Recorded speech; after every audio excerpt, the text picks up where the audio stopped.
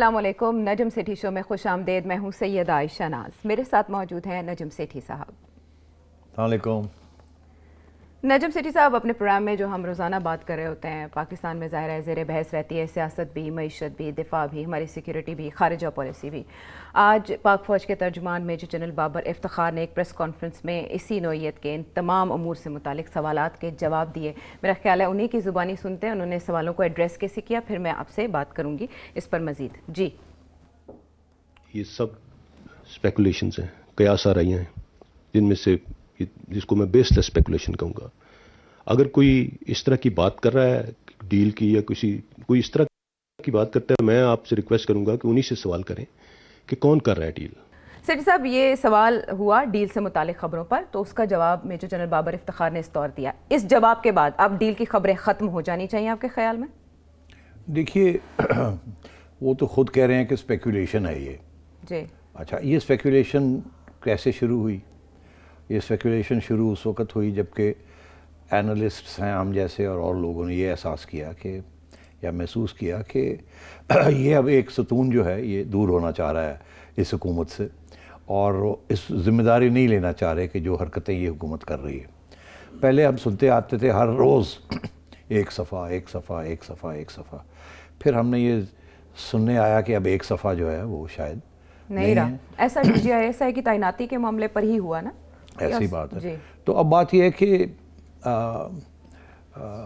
اب ہمیں یہ کہا جا رہا ہے کہ ہم تو کوئی سیاست پہ رول ادا نہیں کرتے اور نہ ہی ہم کرنا چاہتے، ہم نیوٹرل ہیں. یہی ہمیں اس بحث سے باہر ہیں. تو اس کا یہ مطلب ہے کہ اسی وجہ سے کہ پہلے وہ کہتے تھے کہ ہم ستون ہیں، مانتے تھے اور ایک ہی صفحے پہ ہیں اور آگے پیچھے نظر آتے تھے ہر چیز کے اوپر، اب وہ صورتحال نہیں رہی حقیقت. تو اس لیے پھر یہ اسپیکولیشن شروع ہو گئی کہ جی اگر ایسے نہیں ہیں تو پھر کیا ہوگا. اور پھر ایک ایسا ڈیولپمنٹ ہوئی جس کے ساتھ یہ ڈیل ویل کی باتیں شروع ہو گئی، کنفرم ہو گئیں. وہ کیا تھی؟ وہ یہ تھی کہ جب یہ 33 بل پاس کرنے تھے انہوں نے، جی 18 نومبر جب 19 کو وہ رخصت ہو رہے تھے. جی. تو اس وقت لگتا ایسا تھا کہ گورنمنٹ نہیں کر سکے گی. پھر یہ خبریں ملی کہ جی کچھ ہدایت آ گئی ہے لوگوں کو، ایلائز کو. اتحادیوں نے پہلے موڈ دکھانا شروع کر دیا تھا، تیور دکھانے شروع کر دیے تھے، پھر وہ آ گئے آن بورڈ. تو پھر یہ سمجھ آئی کہ نہیں بیل آؤٹ ہو گئے ہیں. تو پھر پتہ چلا کہ نہیں ابھی ایسی کوئی بات نہیں ہے، مگر ان کو کام کرنا پڑ رہا، نہیں تو یہ خود تو کھڑے نہیں ہو سکتے. اس سے قبل وہ سمجھ آ گئی تھی، وہ D G I S I کے بارے میں جو تبدیلی کی بات تھی، ڈیلے آ گیا. خبریں چل رہی تھی کہ جی چیف جا رہے ہیں، وہ جا رہے ہیں، وہ آ رہے ہیں، اور کوئی اس کے اوپر تبصرہ نہیں ہو رہا تھا from I S P are یا کہیں سے. تو ظاہر ہے پھر اگر تبصرہ نہیں ہو رہا تھا یا روکا نہیں جا رہا تھا، اس کے پھر لوگوں نے کہا اس میں حقیقت ہوگی کوئی نہ کوئی. تو وہ وہاں سے یہ باتیں شروع ہوئیں. اور بات جہاں آ کے کھڑی ہوئی، وہ سوال یہ تھا کہ کیا اب وقت آ گیا ہے کہ اگر یہ عمران خان کے ساتھ اب نہیں کھڑے ہوں گے اور وہ جو حرکتیں کر رہے ہیں اس کی بدنامی نہیں لینا چاہتے، تو پھر آپشنز کیا ہے ان کے پاس؟ کیونکہ اگر ان کی حکومت سروائیو کرتی ہے تو ان کے بغیر تو سروائیو کر نہیں سکتی. یہ اگر ایلائز عمران خان کے سخت خلاف ہو گئے ہیں، ناراض ہیں، وہ تو چھوڑنے کو تیار ہیں. تو اگر وہ چھوڑ دیتے ہیں تو عمران خان کی حکومت گر جائے گی. تو پھر کون سی حکومت آئے گی؟ تو اس میں کون سی حکومتیں ہیں؟ دو ہی تو پارٹیز ہیں، ایک پیپلز پارٹی ہے، ایک نون لیگ ہے. چلیں آپ جے یو آئی بھی سمجھ لیں، مگر جے یو آئی میں تو اتنی گنجائش نہیں ہے پارلیمنٹ کے اندر. پیپلز پارٹی بھی جو ہے وہ بھی ایک جونیئر پارٹی ہے. تو جو مین پارٹی باہر بیٹھی ہے وہ تو نون لیگ ہے. اور وہ نون لیگ اب دن بدن پاپولر ہوتی جا رہی ہے. ہر سروے جو آ رہا ہے، اور اس کے بعد یہ آپ کو پتہ یہ 3 سائن پوسٹس بھی ہوئے، بائی الیکشنز ہوئے، کنٹونمنٹ بورڈ ہوئے، پھر لوکل ہوئے. تو پتہ چل گیا کہ جی نون لیگ سب سے زیادہ پاپولر ہے. پتہ چل گیا کہ عمران خان سب سے زیادہ ان پاپولر ہے. پتہ چل گیا کہ اسٹیبلشمنٹ جو ہے وہ دور ہونا چاہتی ہے عمران خان سے، کیونکہ عمران خان صاحب کی بدنامی ان پہ آ رہی ہے، کیونکہ انہوں نے اس کو کھڑا کیا ہوا ہے. اب وہ جب آپشنز کی بات آتی ہے تو اگر عمران خان نہیں تو پھر کون؟ تو وہاں پھر ظاہر ہے یہی آتا ہے کہ نون لیگ ہی ہو سکتی ہے، اور کون ہو سکتا ہے؟ اگر نون لیگ ہی ہو سکتی ہے تو بائی پروسیس آف ایلیمنیشن، تو اگر نون لیگ ہی ہو سکتی ہے تو اس وقت تک نون لیگ تو کچھ نہیں کر سکتی جب تک ستون بیٹھا ہے. وہ ستون بیٹھے ہوئے. تو ستون اگر ادھر ادھر ہوں گے تو پھر نون لیگ آگے بڑھے گی نا. تو وہ کہاں سے بڑھے گی؟ وہ ووٹ آف نو کانفیڈنس ہی ہو سکتا ہے, اور کیا ہو سکتا ہے.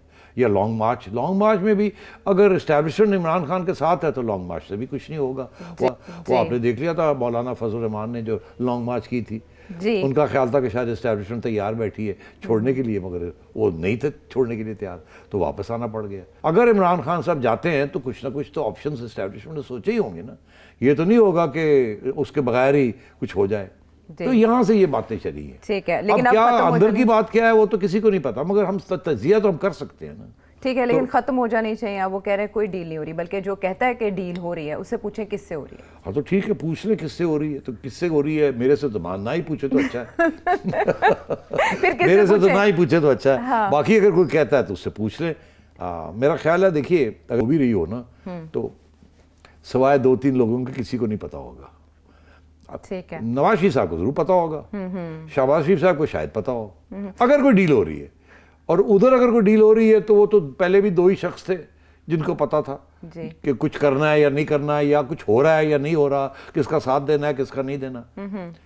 ان میں سے ایک ادھر ادھر ہو گئے ہیں, اس کی جگہ ایک اور آ گئے ہیں. تو ابھی بھی 2 ہی شخص ہیں وہاں, ادھر بھی 2 ہی ہیں, نواز شریف اور شہباز صاحب.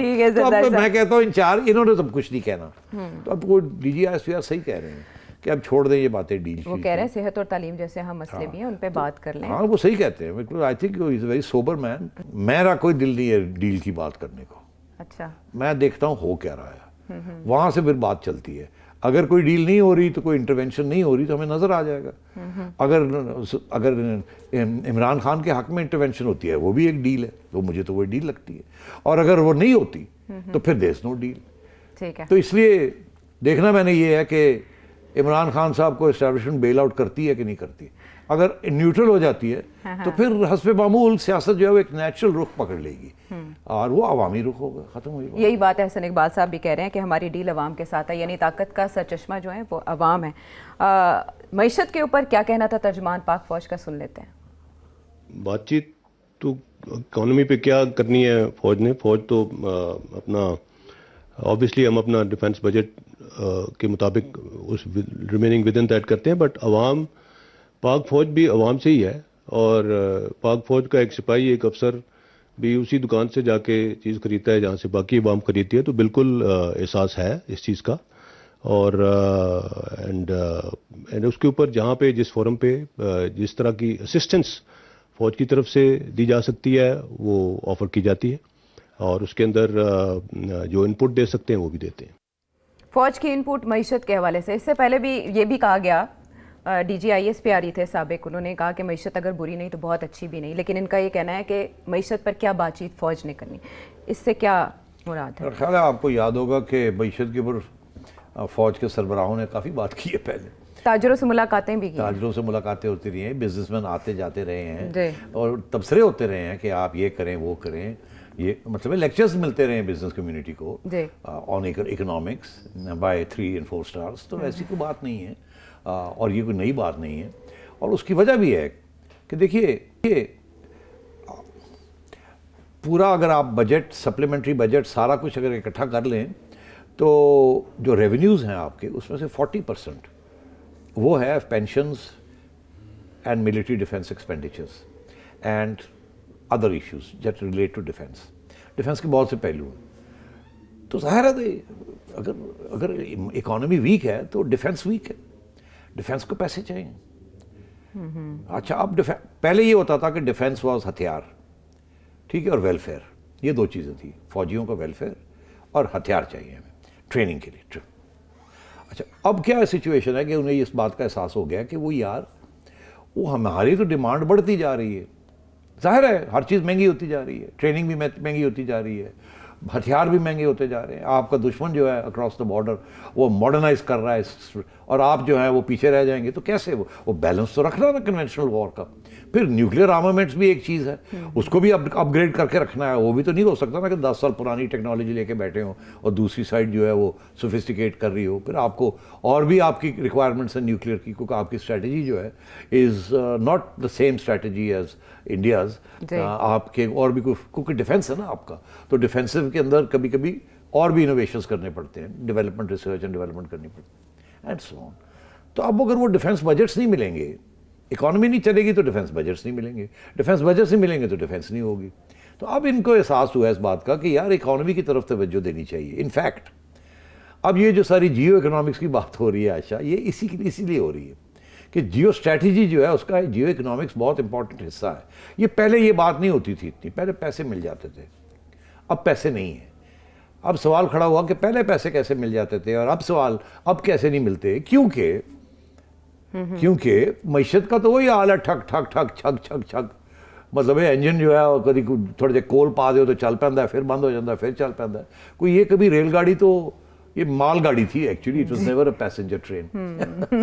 تو مگر یہاں 3 ایسے 30 ایئرس کے لیے تو پیسہ آتا رہا نا. ایوب خان, جنرل ایوب خان کے زمانے میں پیسہ تھا, جنرل ضیاء الحق کے زمانے میں پیسہ تھا, جنرل مشرف کے زمانے میں پیسہ تھا. مگر سویلینز جب تھے ان پاور تو اس وقت پیسہ نہیں تھا. تو گیا کہاں پیسہ, یا پیسہ پہلے کہاں سے آتا تھا تو اب کہاں سے کیوں نہیں آ رہا. پہلے جو پیسہ آیا ہے, ہماری معیشت ویسی کی ویسی ہے جو پیسے, مگر جو پیسہ پہلے آیا وہ آیا امریکہ سے, کیونکہ امریکہ کے ساتھ آپ کا ایک اسٹریٹجک پیکٹ تھا. شروع میں 1950s اور 60s میں آپ امریکہ کے بہت قریبی الائی تھے اور آپ کو لمبے پیسے دے رہے تھے وہ ایڈ میں, not grants and loans but aid. ٹھیک ہے, ہتھیار بھی اور ویسے بھی اکانومی کو چلانے کے لیے. یہاں تک عائشہ لوگ تاریخ اگر پڑھیں تو انہیں پتہ چلنا چاہیے کہ امریکہ نے جو یہاں ایوب خان صاحب جب تھے 60s کے اندر, مجھے یاد ہے پوری ایک ہارورڈ یونیورسٹی سے پوری ٹیم بھیجی تھی یہاں پاکستان کی اکانومی کو چلانے کے لیے. آج ہم روتے ہیں پیٹتے ہیں کہ IMF نے ایک پاکستانی کو نامینیٹ کر دیا ہے گورنر آف اسٹیٹ بینک. اس وقت ایک پاکستانی نہیں 10 ہارورڈ کے گورے آئے ہوئے تھے یہاں اور اس ملک کی اکانومی کو چلا رہے تھے انڈر ایوب خان. کیوں؟ کیونکہ ہم نے سینٹو سیٹو یہ ساری چیزوں کا روس کے خلاف ایک پیکٹ بنایا ہوا تھا. اس کے اندر ہمیں پیسے ملتے تھے, تو ہمیں تو فری فنڈ میں پیسے ملتے تھے, عیاشی ہو رہی تھی. ٹھیک ہے, کسی نے سوچا ہی نہیں کہ ایک دن بند ہو جائیں گے یہ پیسے, پھر پاؤں پہ کھڑا ہونا پڑے گا. تو ٹھیک ہے جی, سائیکل ملی سی چلاؤ جاؤ, پیدل چلنے دار, یا گڈی ملی سی گڈی بہ جاؤ, آ جاؤ چلے جاؤ. تو جس نے گڈی چلی گئی تو پتہ لگ گیا کہ وہاں پہ پیدل چلنا پڑے گا 10 منٹ. جوتیاں بھی نہیں, فلیٹ بوٹ تو ہے کوئی نہیں سن تو فلیٹ کی تو کرتی تھی. سو ضیاء الحق کے زمانے میں بھی یہی ہوا. جب امریکہ نے دیکھا کہ وہ روس آ گیا وہاں تو اس کو نکالنا ہے, تو لمبی پائپ لائن شروع ہو گئی. سعودی عربیہ نے, امریکہ نے اتنے پیسے دیے آپ کی فوج کو اور آپ کی اکانومی کو اٹھا کے رکھ لیا, اور آپ لڑتے رہے یا لڑاتے رہے, جو بھی آپ کرتے رہے. جب وہ ختم ہوا تو پیسے پھر ختم ہو گئے 90s کے اندر. سویلینز آ گئے, سویلینز کا پیسے کو لیے دوڑے گئے. ادھر سینکشنز لگی ہوئی تھیں کیونکہ آپ نے نیوکلیر پروگرام ٹائٹ کیا ہوا تھا. جب فوج ہوتی ہے تو nuclear programme is not an issue. Civilians آتے ہیں تو دنیا کو نیوکلیر پروگرام کا پرابلم بن جاتا ہے. وہ کیوں؟ کیونکہ فوج جب آتی ہے, جو ملٹری ڈکٹیٹرز ہیں وہ امریکہ کی کام کرتے ہیں, یہ کرتے رہے ہیں. ماضی تو ہمیں یہی بتاتا ہے کم از کم. اب آپ کے پیسے رک گئے, اب $1 بلین IMF سے لینے کے لیے آپ کو یہ کرنا پڑ رہا ہے جی. مگر یہ 1 بلین نہیں ہے نا, یہ 1 بلین کے ساتھ 6, 7, 8 بلین پیسے آئیں گے. کوئی ورلڈ بینک دے گا, کوئی ایشین ڈیولپمنٹ بینک دے گا, کوئی لونز آئیں گے. مارکیٹ کے اندر آپ کو پتہ لگے گا کہ یار ان کو امریکہ سپورٹ کر رہا ہے یا IMF سپورٹ کر رہا ہے. تو پھر قرضے بھی ملیں گے, ڈیٹس جو ہے وہ رول اوور بھی ہوں گی. تو اب تو فوج کا تو بہت ڈائریکٹ انٹرسٹ ہے اکانومی کے اندر. حالانکہ سیٹھی صاحب اس سے پہلے کی حکومتوں میں جب کوئی کنسرن ایسا ہوتا تھا تو وہ شو کر دیا جاتا تھا نا, بتا دیا جاتا تھا کہ معیشت اچھی نہیں ہے یا ایسے. اب آپ کہہ رہے ہیں کہ ایک پیج یا ایک ستون نہیں رہا, تو ایسا کوئی کنسرن آج کی پریس کانفرنس میں تو شو نہیں کیا گیا چاہے معیشت. اس لیے کیونکہ وہ یہ کہہ رہے ہیں کہ ہم تو الگ ہو گئے, ہم تو نیوٹرل ہیں, ہم تو کبھی انٹرفیئرنس کر ہی نہیں رہے. وہ تو یہ آپ کو ظاہر کرنا چاہ رہے ہیں اب کہ جو کچھ ہوا, مگر اب یہ حکومت اپنے پاؤں پہ کھڑی ہے, کھڑی رہے, بڑی اچھی بات ہے. ہم مداخلت نہیں کریں گے, اوپنلی تو نہیں کریں گے.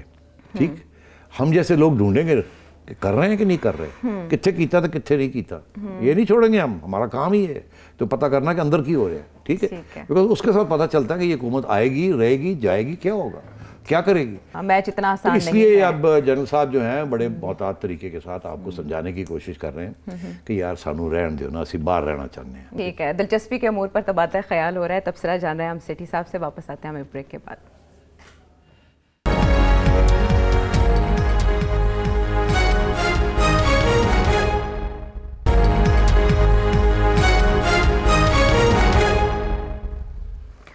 Welcome back to the show. और इस प्रेस कॉन्फ्रेंस में वेस्टर्न बॉर्डर के हवाले से भी सवाल उठाया गया, बाढ़ उखाड़ने के सवाल भी उनके सामने रखे गए, तो उन्होंने क्या कहा वो सुन लेते हैं पहले।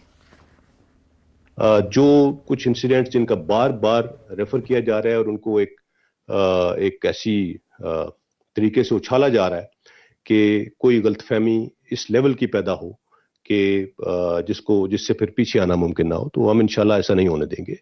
मैंने पहले ही कहा कि पाकिस्तान बहुत क्लियर है इस फेंस के बारे में और इस बॉर्डर के बारे में। It is an international border, हम इसे ड्यूरेंट लाइन नहीं कहते। This is Pakistan Afghanistan international border.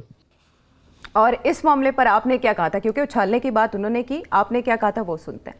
मैं ये कह रहा हूँ कि कुछ लोग समझते हैं ये बहुत ही संजीदा और सीरियस इशू है जिसका सारे के सारा अफगानिस्तान के साथ और इस हुकूमत के साथ हमारे बॉर्डर की तारीफ के साथ खराब हो सकता है। मैं समझता हूँ ऐसे नहीं होगा। ये बड़ा एक स्पेशल इशू है और है serious, because after all fencing को तोड़ना हमारी बड़ी मेहनत से हमने ये किया है। मगर मेरा ख्याल है इसके ऊपर वो कुछ ना कुछ जैसे ही इस रेफ्यूजीज निकल जाएंगे तो ये फिर मामला तय हो जाए। अंडरस्टैंडिंग है हमारी उधर की क़यादत के साथ और 95% इस पर काम मुकम्मल हो चुका है। आपने भी ये कहा कि उछाला जा रहा है और वो भी यही कह रहे हैं। अफगानिस्तान के साथ जो मामलात हैं उस पर DGI-SPR का ये टेक, और फिर TTP के ऊपर जो उनका कहना था कि 9 दिसंबर को उनके साथ जो सीज़ फायर है वो ख़त्म हो चुका है, अब ऑपरेशन किया जा रहा है। कैसे देखते हैं आप इसको? देखिए, जो ये उछाला जा रहा है, क्यों उछाला जा रहा है? दो तरफ से उछाला जा रहा है ना। एक तो अफगानिस्तान की तरफ से, तालिबान की तरफ से कुछ थोड़ा बहुत उछाला जा रहा है, ललकारा जा रहा है, ललकारा भी जा रहा है, उछाला भी जा रहा है। और मैं समझता हूँ उसके दो पहलू हैं और उनके पीछे दो किस्म की सोच है। एक तो ये कि वहाँ बहुत मसाइल बन चुके हैं तालिबान हुकूमत के लिए, और क्योंकि इंक्लूसिव गवर्नमेंट नहीं है, सारे नहीं है उसके अंदर, एक एक्सक्लूसिव गवर्नमेंट है, तो लोग बेचैनी बढ़ी है। जब लिजिटिमेसी ना हो, आइन का सहारा ना हो आपके पास, तो आप उस वक्त दो चीज़ों का सहारा लेते हैं। एक मज़हब का सहारा लेते हैं, गोली देते हैं लोगों को, और एक नेशनलिज्म का सहारा देते हैं, पेट्रियटिज्म का, ट्रीज़न का, गद्दारी का। ये गोलियां चलती हैं। तो अब अफगानिस्तान के अंदर भी सूरत हाल ये है, तालिबान की लिजिटिमेसी जो भी मिल नहीं रही है, एक रिकग्निशन हो नहीं रही है, इकॉनमी चल नहीं रही, बैंकरप्सी है, पैसे कोई नहीं है, किसी वक्त भी कुछ हो सकता है। वहाँ दिन गुर्बत बढ़ रही है और बेरोज़गारी बढ़ रही है। तो उस सूरत में तालिबान ने सोचा कि फिर कुछ ना कुछ तो करना पड़ेगा, नहीं तो यहाँ तो हमारे गले पड़ जाएगा सारा कुछ। तो मेरा ख्याल है एक तो उन्होंने नेशनलिज्म उसको सपोर्ट किया है कि ठीक है, अगर कोई पाकिस्तान के साथ पंगे लेते हैं तो ड्यूरेंट लाइन हम कहेंगे, हमारा ये ड्यूरेंट लाइन को तो हम पहले दिन से नहीं मानते थे। तो ये अफ़गान नेशनलिज्म, ये पश्तून नेशनलिज्म नहीं है, अफ़गान नेशनलिज्म है कि अब ग्रेटर अफ़गानिस्तान की जो पुरानी बात है उसमें अंदर सारी नेशनैलिटीज़ अफ़गानिस्तान की इत्तफाक करती हैं। हालांकि ये ड्यूरेंट लाइन जो है ये जो डिवीज़न करती है between Pashtuns on this side and Pashtuns on the other, मगर सारा अफ़गानिस्तान के बाकी ट्राइब्स भी जो हैं वो ये एथनिसिटी जो है वो सारे समझते हैं कि हमारा ड्यूरेंट लाइन हम इसलिए नहीं एक सकते, ग्रेटर अफगानिस्तान। इसीलिए वहाँ जो दूसरे लोग हैं, नॉर्दर्न अलायंस वाले जो लोग हैं, उज़्बेक्स हैं, ताजिक्स हैं, वहाँ सेपरेटिज्म जो है ना, अलहदगी पसंद कोई तरीके नहीं चली। हालांकि अगर वो चाहते तो वहाँ भी अलहदगी पसंद तरीके बन सकती थी कि अफ़गानिस्तान को तोड़ दिया जाए, 3 हिस्से कर दिए जाएँ, एक पश्तून का, एक उज़्बेक का, एक हज़ारा और ताजिक्स का, मगर ऐसे नहीं हुआ। वो यूनाइटेड अफ़गानिस्तान की अभी भी बात होती है वहाँ, और इसलिए ड्यूरेंट लाइन उनके लिए इंपॉर्टेंट है, not just for Pashtuns but for all of us. तो ये नेशनलिज्म को उभारने के लिए इसको थोड़ी हवा दी जा रही है कि हम तो नहीं मानते, पाकिस्तान के पिट्ठू नहीं है। और उसको फिर प्रूव कैसे करें? प्रूव तो ऐसे ही हो ना कि पाकिस्तान ने ड्यूरेंट लाइन जो वो समझते हैं ड्यूरेंट लाइन है उसके ऊपर फेंसिंग कर दी। हम तो बॉर्डर बना के बैठे हुए हैं और अब उसको हमने पक्का भी कर दिया, तो फिर थोड़ा बहुत तोड़ फोड़ तो कुछ चेक करनी चाहिए ना, ताकि पता लगे कि हम नहीं मानते, हम नहीं जानते। ठीक है, तो एक तो ये उसके पीछे है कि थोड़ा बहुत कोई गल नहीं करो। दूसरी चीज़ ये है कि सारी स्मगलिंग के जो रूट्स हैं ना, 2 जगह पे ये ब्रेक ड्यूरेंट लाइन। एक वहाँ जहाँ रेफ्यूजीज़ ने आना जाना है, कुछ जो मैंने जिक्र किया था परसों, सदर्न बलोचिस्तान, वो सदर्न बलोचिस्तान से पाकिस्तान क्रॉस करके इनटू ईरान। ठीक, एक तो वो, और वहाँ क्योंकि ड्यूरेंट लाइन तोड़ेंगे नहीं तो जा नहीं सकते, पहाड़ है, सीधा अफगानिस्तान से ईरान नहीं जा सकते, मगर पाकिस्तान के ज़रिए फिर ईरान जा सकते हैं, तो इसलिए वो तोड़ के जाना पड़ता है। तो इसलिए वहाँ तोड़ दिया गया, तोड़ रहे हैं और बड़े वीडियोज़ आ रहे हैं, मगर उसको ये नहीं कहा जा रहा कि ये रेफ्यूजीज़ के लिए कर रहे हैं या अपने 4 पैसे बनाने के लिए कर रहे हैं, या स्मगलिंग भी हमने करनी है। ईरान से तेल भी आता है, ईरान से घी भी आता है, ईरान से और चीज़ें भी आती हैं, ऊपर भी आती है और नीचे भी आती है, ये स्मगलिंग रूट्स भी हैं। تو یہ تو طالبان پہلے بھی اپنی فنڈنگ اسی طریقے سے کرتے تھے اور اب بھی وہ عادتیں پرانی پڑی ہوئی ہیں ان علاقوں کے اندر، آنا جانا، اسمگلنگ کرنا، یہ کرنا وہ کرنا. اب اور بھی کوئی مواقع مل گئے ہیں ٹو میک منی. تو ایک تو یہ ہے کہ اب کاروبار اینڈ نیشنلزم بھی مکس ہو گیا. اسی طریقے کے ساتھ اوپر جو ہے کنار اور وہ جو ایریاز ہیں وہاں ساری ٹی ٹی پی بیٹھی اور وہ محمد علاقے ہیں اس طرف ادھر کنر، اور وہ سارا ایریا جو ہے وہاں ٹی ٹی پی نہیں بننے دیتی وہ لائن. پہلے بھی آپ کو یاد ہوگا کہ ایک اٹیک ہوئی تھی، اس وقت امریکن فورسز بھی تھی، امریکہ نے بھی ایک سٹیج پہ اس ایریا میں وائلیشن کی تھی سلالہ میں، آپ کو یاد ہوگا. اور یہ وہی علاقہ ہے جہاں سے ٹی ٹی پی بھی کراس کرتی ہے اپنے پاکستان میں دہشت گردی کرنے کے لیے، کیونکہ ان کا بیس ایریا ہے وہ. تو وہاں وہ بھی نہیں چاہتے کہ یہ ڈیورنٹ لائن اور یہ فینسنگ ہو، وہ چاہتے ہیں کھلا بارڈر ہو، ہم آئے جائیں، ٹھا کریں اور واپس آ جائیں، چلے جائیں ٹھا کریں آ جائیں. تو وہ ہم نے اپنی پروٹیکشن کے لیے بھی وہاں بہت بنائے ہوئے ہیں، پوسٹ بھی بنائے ہوئے ہیں جس کے اوپر ابھی بھی لڑائی جھگڑے ہوتے ہیں، وہ جھڑپیں ہوتی ہیں اور وہ ہمارے پوسٹ جو بڑے ہوئے اوپر پیکس کے اوپر ان کو ڈسٹروائے کرنا چاہتے ہیں تاکہ ان کا آنا جانا آسان ہو جائے. تو یہ دو وجوہات ہیں جس کی وجہ سے کچھ ایسے ایریاز ہیں along the ڈیورنٹ لائن جہاں وہ افغان انٹرسٹس ہیں یا لوکل انٹرسٹس ہیں کہ ان کو توڑا جائے اور لائن کو برقرار نہ رکھا جائے. جہاں تجارت یا اسمگلنگ کا ایشو ہے، whether it's human smuggling or whether it is drugs or whether it is oil، جو بھی ہے وہاں یہ ڈیورنٹ لائن توڑ دی جائے تاکہ آنا جانا رہے. اور جہاں ٹیررسٹ نے کراس کرنا انٹو پاکستان وہاں بھی ڈیورنٹ لائن کو ایکسیپٹ نہ کیا جائے، اور بیک گراؤنڈ میں یہ بات کی جائے کہ یہ تو ڈیورنٹ لائن تو ہم ایکسیپٹ نہیں کرتے، ایک تیر سے دو شکار. اور یہ جو دونوں چیزیں ہیں افغان حکومت کے، طالبان حکومت کی نالج میں ہے کہ یہاں سے ٹی ٹی پی آتی ہے جاتی ہے جی اور کچھ نہیں کرتے یہ، اور ادھر سے اسمگلنگ ہوتی ہے آتی ہے جاتی ہے اور یہ کچھ نہیں کرتے، بیکاز دونوں میں ان کا انٹرسٹ ہے. ایک میں یہ انٹرسٹ ہے کہ پاکستان کو انگیج رکھا جائے، نہیں تو پھر گڑبڑ ہو سکتی ہے کہ اگر تو لیوریجنگ کے لیے ٹی ٹی پی کو ہاتھ نہیں لگانا، ایک لیوریجنگ کے لیے، دوسرا یہ کہ ٹی ٹی پی کو ہاتھ لگایا تو وہ شاید القاعدہ کے ساتھ مل جائیں اور آئی ایس کے ساتھ مل جائیں اور ہمارے گلے نہ پڑ جائیں، تو اس لیے ان کو نہ چھیڑو. پاکستان نے تم نے کرنا تم کر لو.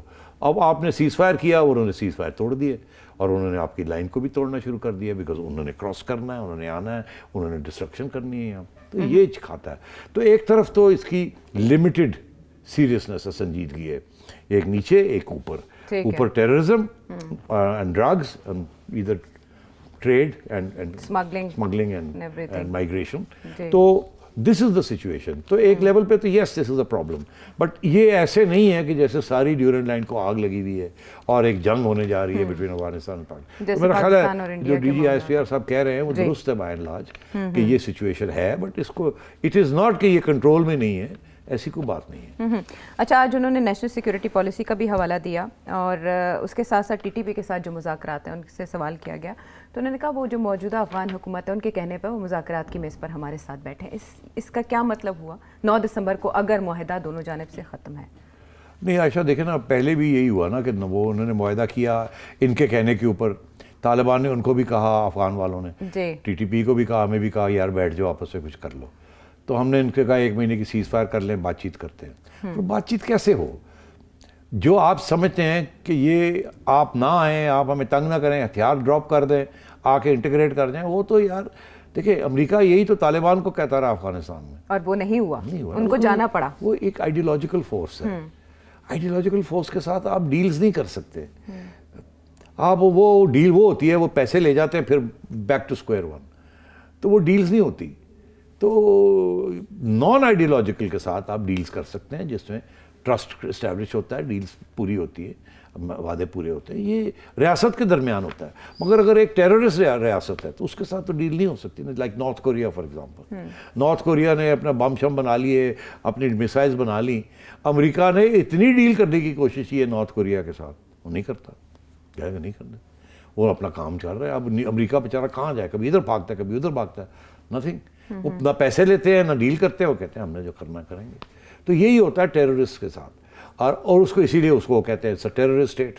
جی اب یہاں طالبان کا بھی یہی گروپ ہے نا، گروپ ہے، یہ تو دے آر آئیڈیولوجیکل پیپل، یہ تو ڈیل نہیں کریں گے آپ سے، اور اگر ڈیل کریں گے تو اپنے مفاد میں کریں گے، اور جب وقت آئے گا اس کو توڑ دیں گے، کیونکہ انہوں نے تو آگے اپنا کام لے کے چلنا نا. جی لیکن اس میں افغان حکومت کا کردار آپ کیسے دیکھ رہے ہیں, انہیں کیا فرق پڑتا ہے افغان ہمارے حکومت کا ساتھ کردار جو ہے وہ جی اپنے بارے میں بڑے پریشان ہیں, وہ انہیں ڈر لگا ہوا ہے کہ اس سے زیادہ وہ نہیں کچھ کر سکتے.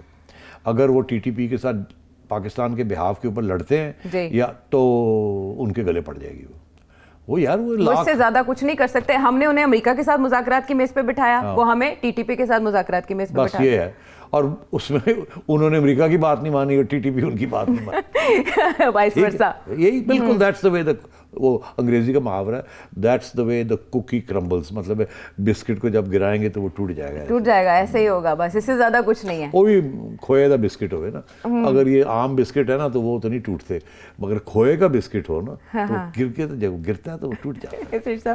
بسکٹ میں بھی آپ کی ایکسپرٹیز ہے. بریک کا مجھے کہا جا رہا ہے, ہم واپس آتے ہیں ایک بریک کے بعد.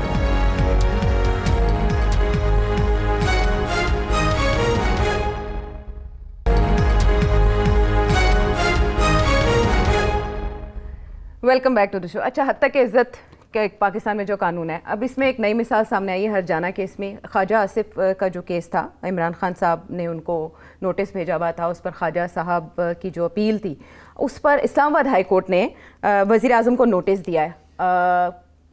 2012 سے سٹی صاحب یہ کیس چل رہا ہے. خواجہ آصف نے الزامات عائد کیے تھے عمران خان صاحب پر شوکت خانم ہاسپٹل کے فنڈز استعمال کرنے. یہ منطقی انجام تک پہنچتے پہنچتے اتنا عرصہ کیوں لگا دیتے ہیں ہمارے حد تک عزت کے جو کیسز؟ عائشہ, صرف اتنا عرصہ کی بات نہیں ہے, کس طریقے سے یہ چلتا ہے اور کس طریقے سے یہ نہیں چلتا. Defamation cases. اب عمران خان صاحب نے, خواجہ آصف صاحب نے بات کہی ایک, میں بھی ایکسپلین کرتا ہوں, پریس کانفرنس کی. عمران خان صاحب نے ان کو ڈیفامیشن کا نوٹس دے دیا. وہ کیس میرا خیال 2012 کی بات ہے, 2012 کی بات ہے, اور آج کیا ہو گیا 2021. ٹھیک, تو ابھی میں بتاتا ہوں کیا ہوا. ادھر شہباز شریف صاحب نے عمران خان صاحب کے اوپر کیس کیا, 2017 میں کیا تھا. عمران خان صاحب نے کچھ الزام لگایا تھا, 10 ارب انہوں نے اور کہا کہ 10 ارب روپے کا عمران خان پہ الزام لگایا ہوا ہے, اور شہباز شریف صاحب کہہ رہے ہیں جلدی کرو جلدی کرو جلدی کرو, وہ جلدی ہو نہیں رہا ہے. ٹھیک, خان صاحب نے یہ جو کیس کیا ہے, یہ ویسے ہی اتنے سال لگ گئے ہیں کہ خان صاحب کے اوپر, خان صاحب نے جو کیس کیا وہ بھی آگے نہیں جا رہا. اب ہوا کیا, ادھر سے بائی دا وے میں نے بھی کیا ہوا خان صاحب کے اوپر, اس کا میں نے پہلے بھی ذکر کیا ہے, آج میں آپ کو ایکسپلین کرتا ہوں کہ یہ ہوتا کیا ہے اس چیز. خواجہ آصف نے جو کیس جو بات کہی تھی, انہوں نے کہا تھا کہ عمران خان صاحب کے شوکت خانم کے جو فنڈز تھے وہ بڑی بے دردی کے ساتھ اسپیکولیٹو, مطلب گیمبلنگ, جوا کھیلا, ریئل اسٹیٹ گیمبلنگ. اس کے شوکت خانم کے بورڈ نے, عوام کا پیسہ ہے یہ, کسی اور کا پیسہ نہیں ہے, عمران خان کا پیسہ نہیں ہے, یہ عوام نے یہ پیسہ دیا ہوا ہے شوکت خانم کے لیے. ٹھیک ہے نا, حکومتوں نے دیا ہوا ہے, عوام نے دیا ہوا ہے, اور انہوں نے اس کو $3 ملین اس میں سے اس کو گوا دیے ایک جوا کھیل کے. اور انہوں نے یہ کہا تھا یہ جوا کیسے کھیلا گیا, اس نے پورے ڈیٹیل دیے گئے کہ عمران خان صاحب کے ایک دوست تھے, انہوں نے بورڈ کو کنونس کیا کہ ایک آف شور کمپنی ہے, اس کے اندر سے ہم کچھ اس کو پیسے اس کو دیں, وہ ایران کے اندر یا پتہ نہیں دبئی کے اندر کوئی اسپیکولیٹو پراپرٹی ڈیلز ہے, اس کے اندر انویسٹ کرنا چاہیے اور اس میں ہمیں اتنے ریٹرنز ملیں گے. ہوا یہ, وہ ڈوب گیا. اس کے اوپر یہ خواجہ صاحب نے یہ کہا کہ آپ ہوتے کون ہیں, پبلک کا پیسہ آپ نے جوا اپنے دوست کے حوالے کر دیا, اس سے جا کے $3 ملین آپ نے وہ عوام کا پیسہ جو ہے وہ آف کر دیا, اور آپ چپ کر کے بیٹھے ہوئے, وہی کچھ نہیں. اس پہ اس وقت عمران خان صاحب نے یہ کہا تھا کہ یہ پیسے ہمیں گارنٹی ملی ہوئی ہے کہ یہ پیسے واپس آ جائیں گے, یہ لاس نہیں ہو گیا. جس کمپنی کو ہم نے دیا تھا انہوں نے گارنٹی دی تھی کہ یہ ہمیں پیسے اگر کچھ ہوتا تو یہ واپس کریں گے.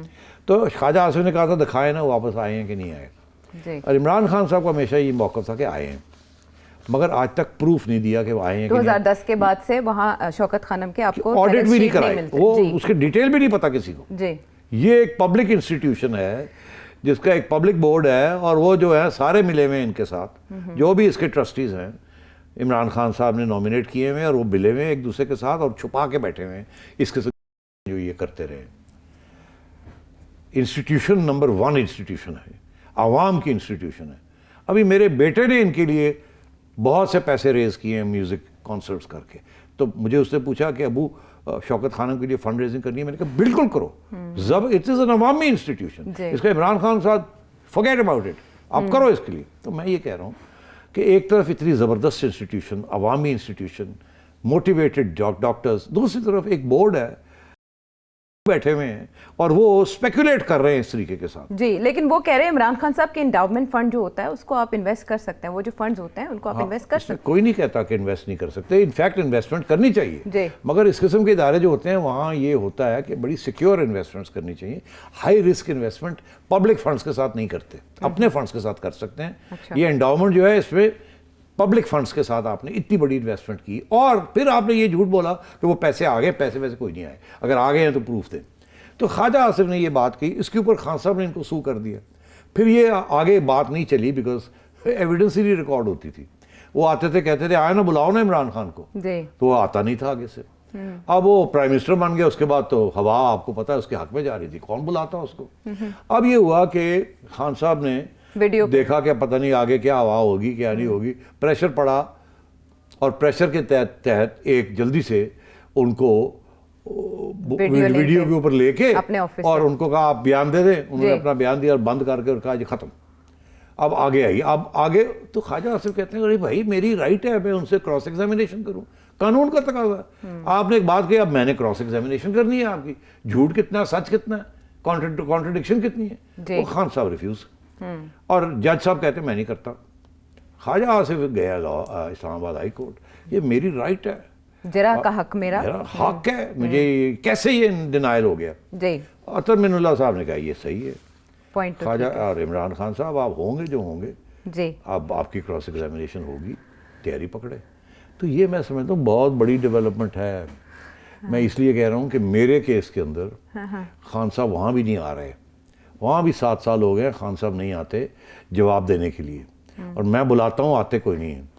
और वहाँ भी अब हवा हल्की सी बदली है, तो वहाँ भी अब वो कह रहे हैं कि जी अगर आप नहीं आएंगे तो आपके खिलाफ फैसला आ रहा है। तो अब ये भाग दौड़ होनी शुरू हो गई है। तो इसलिए मैं ये आपसे कहना चाह रहा था कि जब हवा बदलती है तो बहुत सी चीज़ें बदलती हैं। अच्छा, लेकिन यूके में तो हवा बदले बगैर ही फैसले फौरन आ जाते हैं। तो यूके में इंसाफ है ना। हाँ, तो पाकिस्तान में इतना अरसा लग जाता है, इतने साल लग जाते हैं। और वो अब डिपेंड करता है ना कौन पावर में और कौन नहीं है। हाँ, अगर ये मयार है फिर तो फिर इस पर क्या कहा जा अब सकता ये है? तो इसलिए मैं समझता हूँ ये बहुत बड़ी डेवलपमेंट है। जैसे फॉरेन फंडिंग केस की डेवलपमेंट है, ये भी बहुत बड़ी डेवलपमेंट है कि अब अदालत ने, एक सीनियर बड़ी अदालत ने ये फैसला किया कि होंगे आप प्राइम मिनिस्टर, आ जाओ ना जरा आके बात जवाब दो ना जी। और ये मुझे अब याद आता है कि जब इफ्तिखार चौधरी साहब की अदालत होती थी सुप्रीम कोर्ट में, तो प्राइम मिनिस्टर्स को कहा जाता था इधर आओ, आगे खड़े हो जाओ। तो 2 प्राइम मिनिस्टर्स को उन्होंने अपने सामने खड़ा कर दिया था। और सजा भी किस दी थी। अदालत की यहाँ हिम्मत है कि इमरान खान को बुला कर बैठो यहाँ सड़ खड़े हो, मगर वो वक्त आने वाला है, हवा बदलने वाली है। सेठ साहब, आपके इशारे बहुत मानी खेज है। बहरहाल इस अदालत में आप समाज जो है वो 12 जनवरी को होगी और फिर हम बात करेंगे इसके ऊपर कि ये केस क्या रुख इख्तियार करता है। बहरहाल बहुत इंटरेस्टिंग है ये केस भी, देखना ये है कि अब इस पर अगर जरा के लिए अदालत बुलाती है इमरान खान साहब क्या जवाब देते हैं। प्रोग्राम के वाले से आपके फीडबैक का इंतजार रहेगा और सवालात अगर आप जानना चाहें सेठी साहब से तो वीडियो मैसेज के जरिए हम तक पहुँचाइए। अगले प्रोग्राम तक के लिए इजाज़त दीजिए, अल्लाह ने कहबान।